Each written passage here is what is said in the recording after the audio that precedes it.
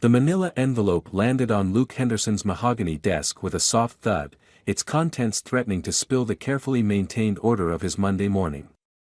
Through the frosted glass walls of his corner office at Henderson and Associates, the Boston skyline stretched endlessly into the gray October sky, unaware of the storm brewing within. "Your sister's here to see you," his assistant Sarah mentioned quietly, lingering at the doorway. "She doesn't have an appointment, but—" Sarah's voice trailed off, heavy with unspoken concern. Luke's fingers traced the edge of the envelope, his heart already racing.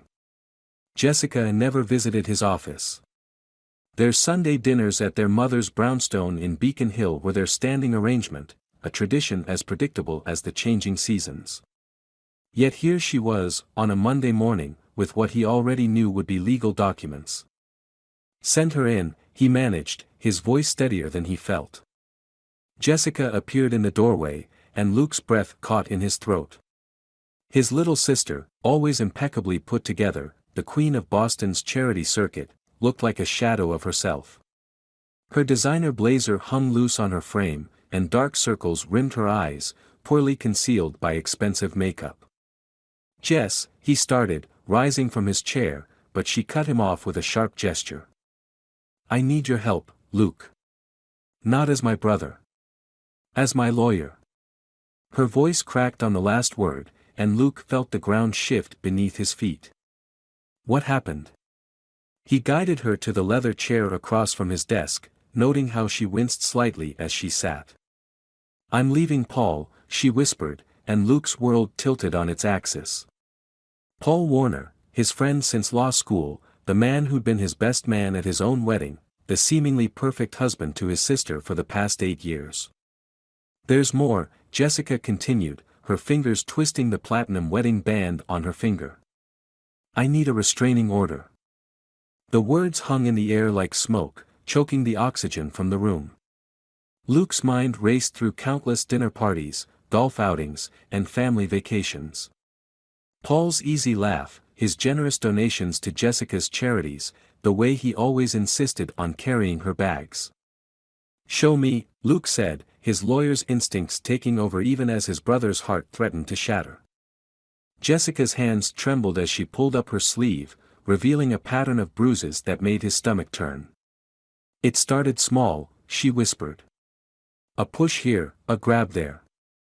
I made excuses." He was stressed about the merger. The market was down. "I wasn't being understanding enough." Luke's fingers curled into fists beneath his desk. "How long?" "The first time was 6 months ago. But it's getting worse." "Last week." She stopped, swallowing hard. "Last week he threatened to destroy everything. My reputation, my charity work, even Mom's foundation. He said no one would believe me. That you'd never believe me." The irony wasn't lost on Luke. As one of Boston's top divorce attorneys, he'd heard countless stories like this. He'd cross-examined witnesses, picked apart testimonies, always searching for the truth beneath the accusations. But this was Jessica. His baby sister, who'd crawled into his bed during thunderstorms, who'd helped him through his own divorce 3 years ago. "I'll take the case," he said finally, his voice hard. "But Jess, you need to tell me everything. Every detail, every incident. If Paul fights this, and he will, we need to be prepared." Jessica nodded, tears finally spilling onto her cheeks. "There's something else you should know," she whispered. "Something about Paul's business. The real reason behind the merger." Before she could continue, Luke's phone buzzed. The name on the screen made his blood run cold, Paul Warner. "Don't answer it," Jessica pleaded, real fear clouding her eyes. Luke stared at the phone, watching it vibrate across his desk like a living thing. Paul, his friend, his confidant, the man who'd helped him rebuild his life after his own marriage crumbled. Paul, who apparently had been hurting his sister behind closed doors. The phone kept buzzing, and Luke made his choice. He reached for the device, but Jessica's hand shot out, grabbing his wrist. "Please," she whispered. Once you talk to him, everything changes. He'll convince you I'm lying. He always knows exactly what to say. The phone went silent, then immediately started buzzing again. Through the frosted glass, Luke could see Sarah hovering uncertainly, probably wondering about the tension radiating from his office. "I'm your brother first," Luke assured Jessica, silencing the phone. "But I need you to understand something. If I take this case, I have to handle it by the book. No shortcuts, no hidden agendas. The truth, all of it, has to come out." Jessica's face paled slightly, but she nodded. "I understand." As Luke began preparing the preliminary paperwork, he couldn't shake the feeling that he was missing something crucial. The way Jessica's eyes darted away when he asked about Paul's business. The slight hesitation before each of her answers. The familiar pull of instinct that had served him well in countless courtrooms whispered that there was more to this story. His phone buzzed again, this time with a text from Paul. "Luke, before you do anything, we need to talk. There are things about Jessica you don't know." Luke glanced at his sister, now huddled in the chair, looking smaller and more vulnerable than he'd ever seen her. Whatever Paul had to say, whatever complications lay ahead, one thing was clear: blood ran thicker than water, and he would protect his sister. But as he began typing the restraining order, another text came through that made his fingers freeze over the keyboard. From Paul: "Check the Foundation's accounts. All of them. She's not who you think she is." The storm clouds outside his window grew darker, matching the turmoil in his heart. This was only the beginning, and somehow Luke knew that before this was over, he would have to choose between truth and loyalty, between justice and family. The real question was, could he live with his choice? The evening light painted long shadows across Luke's office as he stared at the text messages from Paul, each one a weight pressing against his conscience.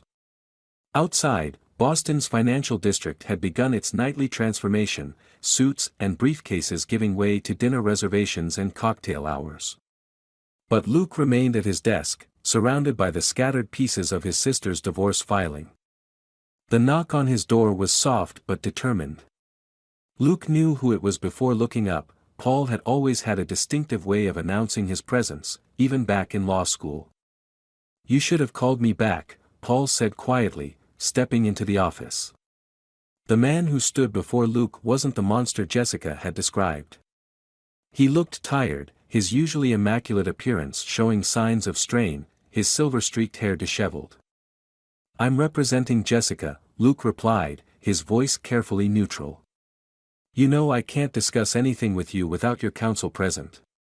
Paul's laugh was hollow. "Always the professional, Luke. Even when your sister is trying to destroy everything we've built." He moved to the window, staring out at the city lights beginning to twinkle in the gathering dusk. "Did she tell you about the Foundation's accounts?" Luke's fingers tightened around his pen. "Paul, I mean it. If you want to talk, do it through your lawyer." $3 million, Paul continued as if Luke hadn't spoken. "That's how much is missing from the Children's Cancer Wing Fund. The one Jessica oversees." He turned, his eyes meeting Luke's with an intensity that made Luke's stomach clench. "Did she mention that in her filing? Or did she just show you the bruises?" The pen in Luke's hand snapped, ink staining his fingers like accusatory shadows. "Get out. I never touched her, Luke." Paul's voice cracked with emotion. "Yes, we fought. Yes, I grabbed her arm once, when I caught her transferring funds to an offshore account. I was trying to stop her from making the biggest mistake of her life." He pulled out his phone, sliding it across Luke's desk. "But don't take my word for it. See for yourself." Against his better judgment, Luke looked at the screen. Bank statements, transfer records, emails, a digital trail that painted a very different picture than the one Jessica had shared. His legal training kicked in, noting dates, amounts, patterns that sent warning bells ringing through his mind. "She's not who you think she is," Paul said softly, echoing his earlier text. "The market crash hit her trust fund hard last year. She started small, borrowing from the foundation to cover her personal expenses, planning to pay it back. But it spiraled. The charity galas, the designer wardrobe, the lifestyle she thought she had to maintain. Stop. Luke stood abruptly, his chair rolling back to hit the wall. Just stop. You're her brother. I get it. But you're also a lawyer, Luke. A damn good one. Look at the evidence. Really look. Paul's voice took on a pleading note. Remember the Anderson case? How convinced you were that the wife was the victim, until you dug deeper. The Anderson case. Luke's first big divorce trial, where his client, a seemingly abused wife, had turned out to be orchestrating an elaborate fraud. He'd withdrawn from the case when he discovered the truth, his belief in justice outweighing client loyalty. Jessica knows you're my weak spot, Paul continued. She knows you'll believe her because of your own history. Sarah leaving you for your partner, the way they deceived you, Jessica's counting on those wounds to cloud your judgment. Luke's mind raced back to his sister's behavior earlier.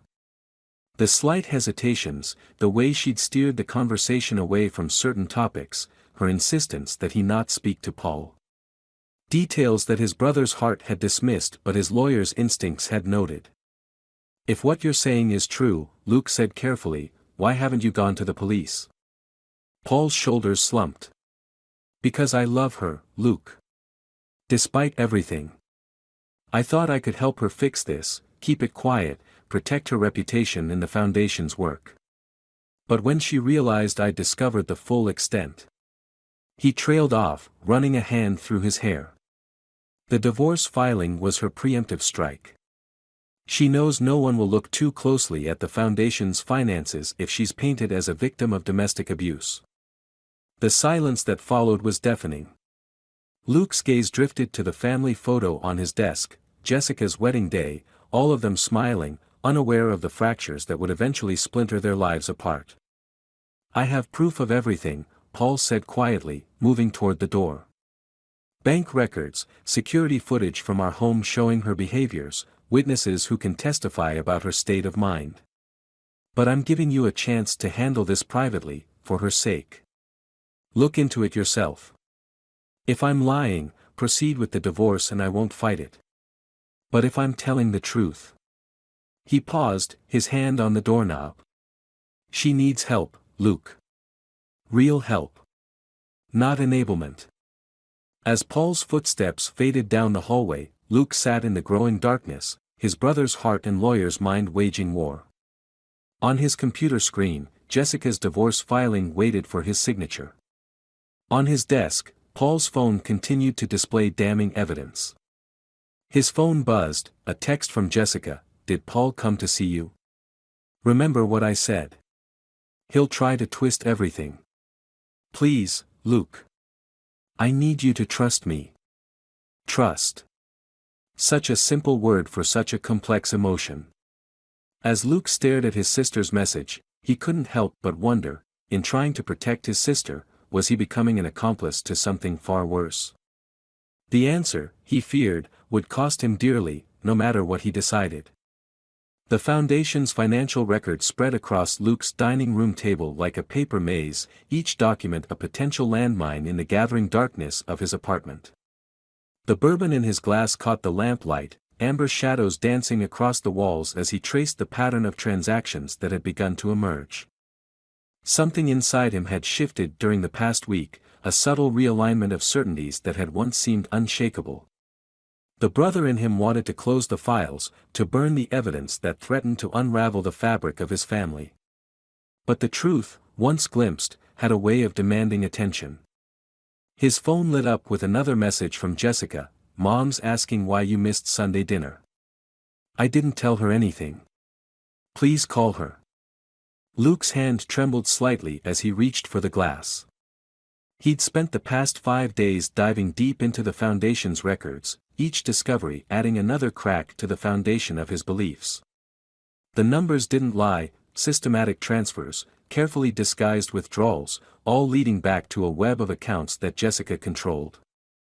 You're making a mistake, Jessica had said yesterday, her voice sharp with accusation when he'd questioned her about the discrepancies. "I'm your sister, Luke. Your blood. How dare you believe Paul's lies over me?" But it wasn't just Paul's evidence anymore. Luke had followed his own trail, spoken to bank managers who remembered Jessica's increasingly erratic behavior, interviewed foundation board members who'd noticed irregularities but stayed quiet out of respect for the family name. The doorbell rang, startling him from his thoughts. Through the peephole, he saw Jessica, her perfect posture betraying the tension he knew she carried. For a moment, he considered not answering, but the weight of shared history was too heavy to ignore.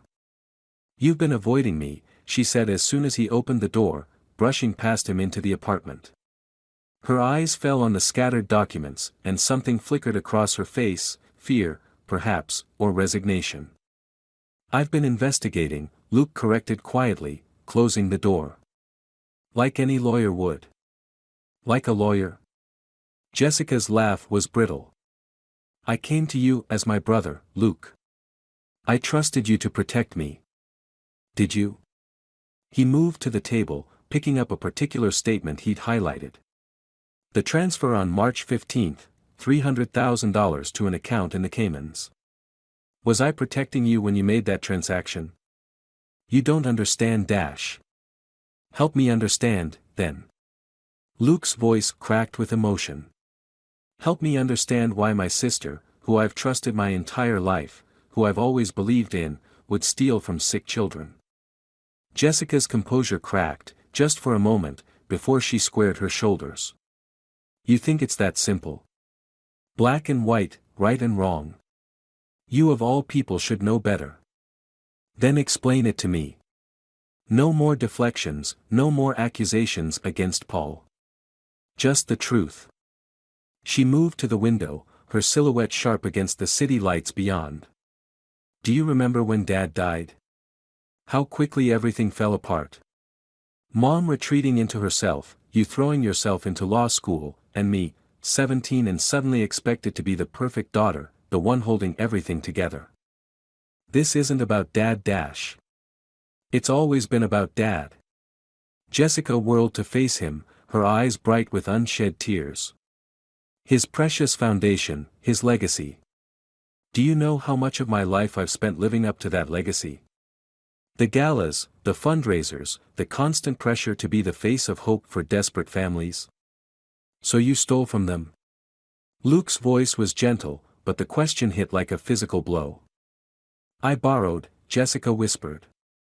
"When the market crashed, when everything started falling apart. I just needed time to fix it." Paul didn't understand. He wanted to go public, to face the consequences. As if he knew anything about consequences. Luke watched his sister, really watched her, and saw the frightened teenager she'd once been, trying to hold together the pieces of their shattered family. But he also saw the woman she'd become, who'd chosen self-preservation over integrity. "The bruises," he said quietly. "Were they real?" Jessica's hand unconsciously moved to her arm. "Paul grabbed me that night, when he found out. We fought. He wasn't entirely wrong, but..." She trailed off, the unspoken truth hanging between them.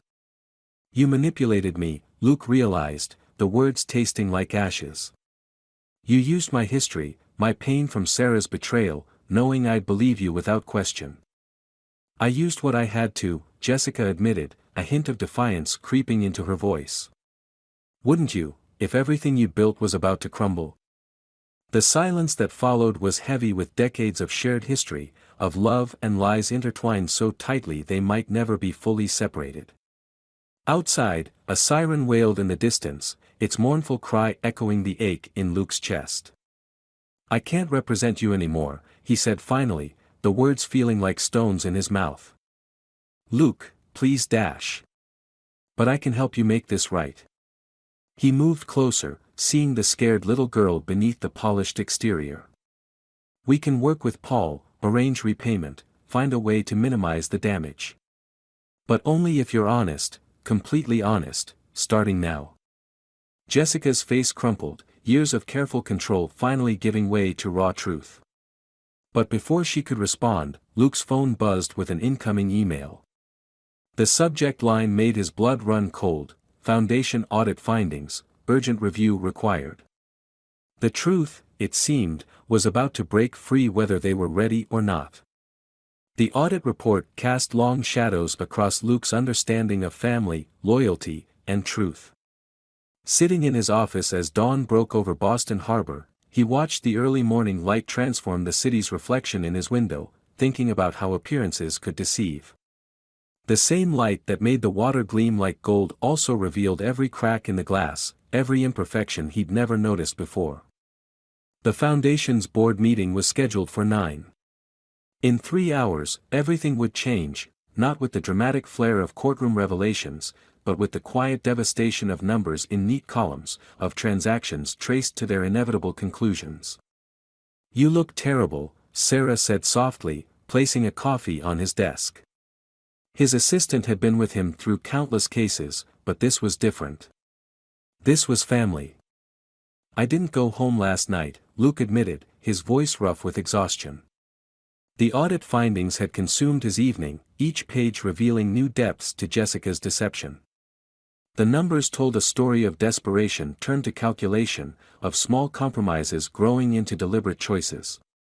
His phone buzzed, Paul, asking for a meeting before the board convened. Luke's finger hovered over the screen, remembering their last conversation, the raw pain in Paul's voice when he'd said, "I tried to help her, Luke. For months, I tried to shield her from this moment." The quiet of the empty office felt like a confessional, holding the weight of decisions yet unmade. Luke thought about Jessica, probably awake in her Beacon Hill townhouse, waiting for the world to shift beneath her feet. His sister, the little girl who'd once left notes in his lunchbox, who'd held his hand at their father's funeral, who'd somehow lost her way so completely. The elevator chimed, and Paul stepped into the office suite. He looked older than he had a week ago, grief etching new lines around his eyes. "Have you read it all?" Luke nodded, gesturing to the chair across from his desk. 4.2 million, total. She was thorough in covering her tracks. Until she wasn't. Paul sat heavily, his usually impeccable posture betraying his exhaustion. The last transfers, they were careless. Almost like she wanted to be caught. The thought had occurred to Luke too. He'd spent hours analyzing Jessica's final transactions, noting their increasing frequency, their growing boldness. It wasn't the pattern of someone trying to hide, it was the behavior of someone spinning out of control. "She's not well," Luke said quietly, voicing the truth they'd both been avoiding. "This isn't just about money." "I know." Paul's voice cracked slightly. "I've known for months. The spending, the mood swings, the elaborate stories to explain everything away. I thought if I just loved her enough, if I could just protect her long enough." "We both failed her," Luke realized, the words tasting of truth and regret. "We saw the signs but chose not to see them. I was so caught up in being her protector that I couldn't be what she really needed." The morning light had strengthened, painting sharp lines across the office floor. In a few hours, the board would convene, and the carefully maintained facade of the Henderson family legacy would crack. But sitting there, watching dust motes dance in the sunbeams, Luke felt something shift inside him, a recognition that sometimes love meant choosing truth over comfort. His computer chimed with a new email. Jessica's name appeared in his inbox, the subject line simple, "I understand now." With Paul watching, Luke opened the message. "Dear Luke. By the time you read this, I'll be checking myself into Silver Pine Treatment Center. You and Paul were right, I'm not well. Haven't been for a long time. The money, the lies, the manipulation. I told myself I was protecting our family's legacy, but I was really running from something deeper. I've spent years playing roles, the perfect daughter, the charitable socialite, the victim. Somewhere along the way, I lost myself. The foundation money was never about greed. It was about filling a void I couldn't name, about maintaining an image I thought I needed to survive." Paul tried to help. That night, The night I claimed he attacked me, he was actually trying to stop me from making another transfer. The bruises were self-inflicted. I needed someone to blame, someone to cast as the villain in the story I was telling myself. It was easier than facing the truth about who I'd become. I don't expect forgiveness. What I've done to the foundation, to Paul, to you, these aren't things that can be undone with apologies. But maybe they can be faced with honesty. The board will need to know everything. I've prepared a full confession, documenting every transaction, every lie. It's attached to this email. Use it as you see fit. It's time for the truth, whatever the cost. Your sister, Jessica. The silence that followed was heavy with unspoken grief and unexpected hope. Luke looked at Paul, seeing the same complex mix of emotions he felt reflected in his friend's eyes. What do we do now? Paul asked softly. Before Luke could answer, his office door opened. Their mother stood in the doorway, her elegant frame straight despite the weight of knowledge in her eyes. We help her, she said simply. Not by hiding the truth, but by standing with her while it comes to light. As the sun climbed higher over Boston, three people who loved Jessica in different ways sat together, planning how to navigate the delicate balance between justice and mercy. The board meeting loomed, but something else was emerging from the wreckage of deception, a different kind of truth, one built not on facades but on the messy, complicated reality of human frailty in the possibility of redemption. The Henderson Foundation's boardroom held the weight of 3 generations of service, its dark paneled walls lined with photographs of smiling children whose lives had been touched by their work. Luke stood before these images now, each face a silent witness to both the good his family had done and the trust his sister had betrayed. The morning light filtered through tall windows, casting long shadows across the mahogany table where board members sat in tense silence. The audit report lay before each of them, its contents no longer just numbers on pages but the measure of broken faith. Catherine Henderson, their mother, sat at the head of the table, her silver hair catching the light, her posture a study in dignity under pressure. She had insisted on being present, refusing to hide from the truth about her daughter. In her hands, she held Jessica's confession letter, her fingers steady despite the weight of its contents. The total amount, Luke began, his voice cutting through the silence, is $4.2 million, diverted over 18 months through a series of increasingly complex transactions. My sister, Jessica Warner, has provided a full confession and is currently seeking treatment at Silver Pine Center. The words fell like stones into still water, ripples of shock and disappointment spreading across faces that had known Jessica since childhood. Dr. Martinez, who had worked with their father to establish the children's cancer wing, removed his glasses slowly, wiping them with trembling hands. How do we explain this to our donors?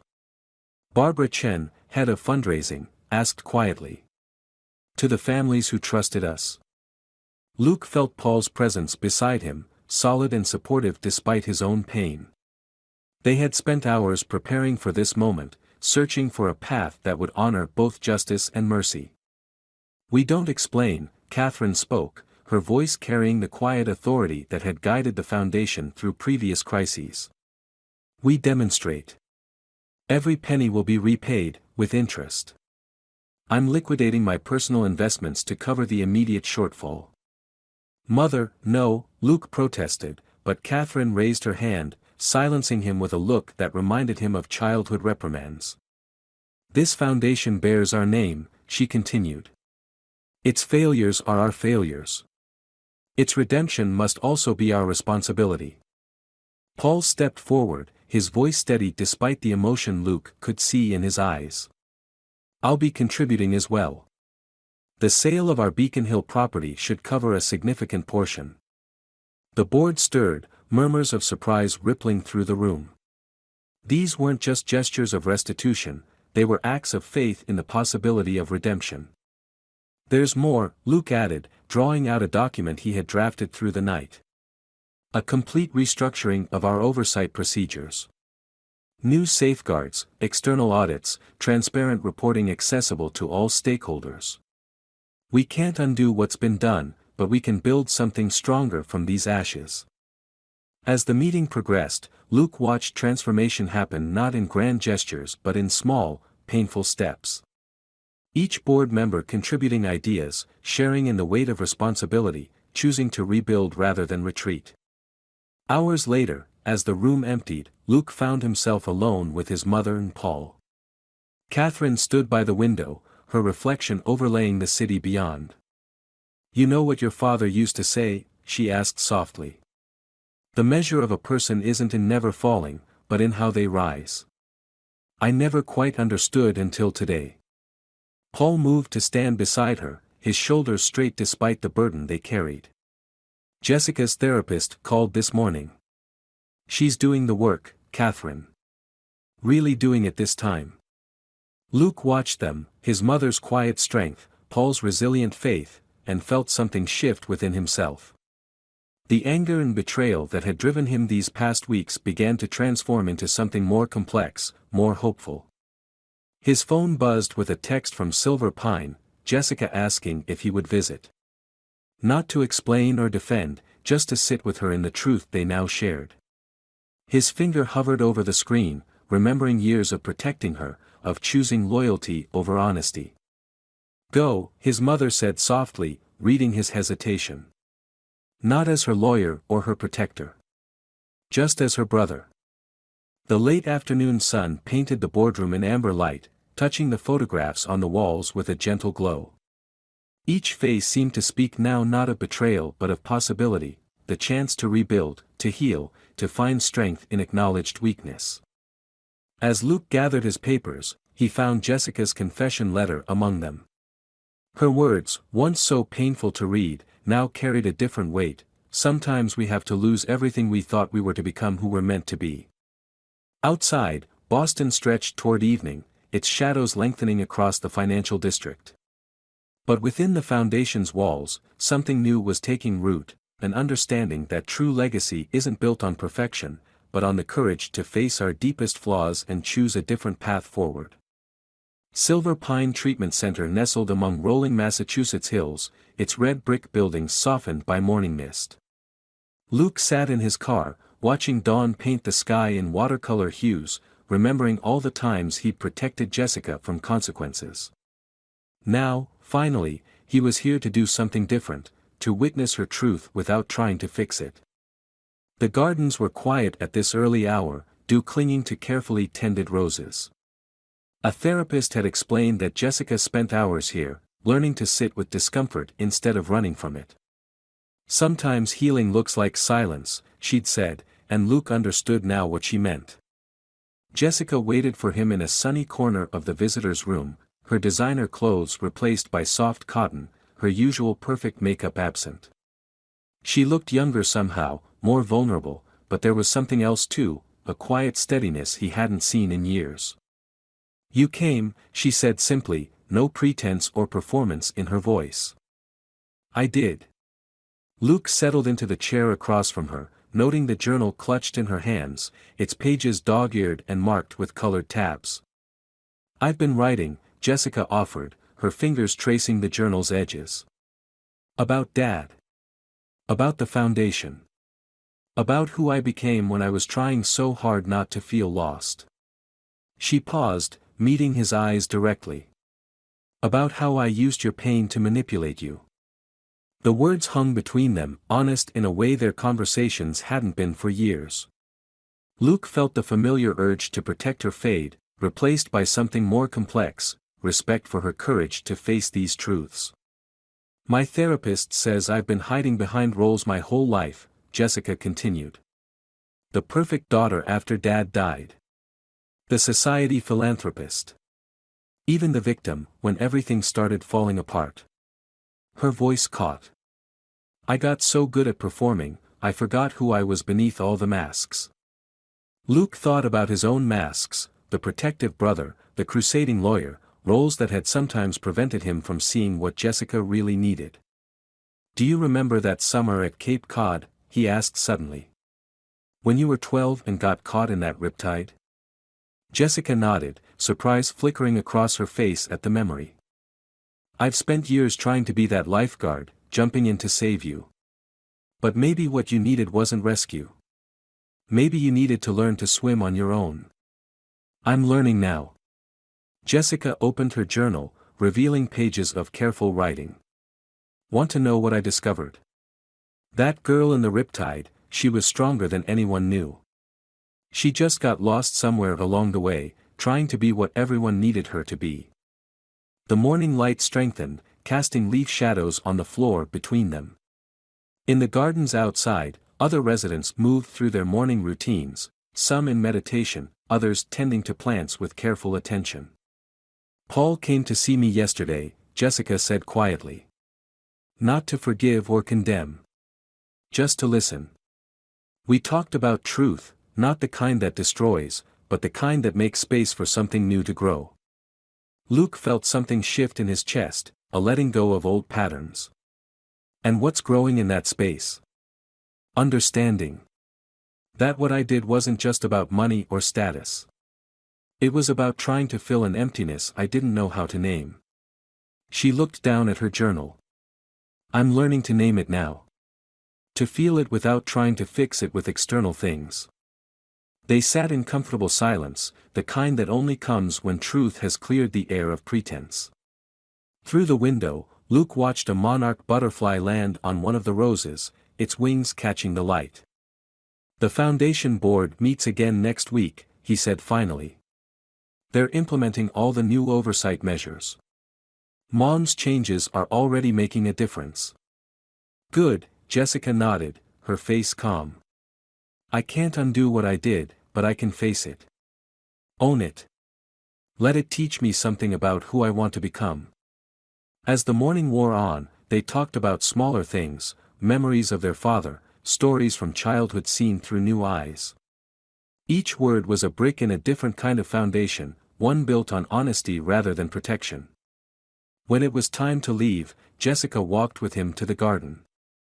A light breeze carried the scent of roses, nature's reminder that beauty can grow in unexpected places. Luke. Jessica's voice stopped him at the path's edge. I'm not asking you to trust me again. Not yet. But I hope. She paused, choosing her words carefully. I hope you'll be willing to know me. The real me, not the version I thought I had to be. Luke looked at his sister, really looked at her, and saw not the perfect daughter or the troubled woman who had betrayed their family's legacy, but something more authentic, a person in progress, learning to stand in her own truth. I'd like that, he said softly. As he drove back to Boston, the morning sun at his back, Luke thought about transformation, how it rarely comes in dramatic moments, but in quiet choices to face what's real instead of what's comfortable. The foundation would rebuild. Their family would heal. And in the space between truth and grace, something new was already beginning to grow. Sometimes, he realized, the greatest act of love isn't protection, it's bearing witness to another's journey toward wholeness, even when that path leads through difficult truths. In letting go of who they thought they needed to be, both he and Jessica were finally discovering who they actually were.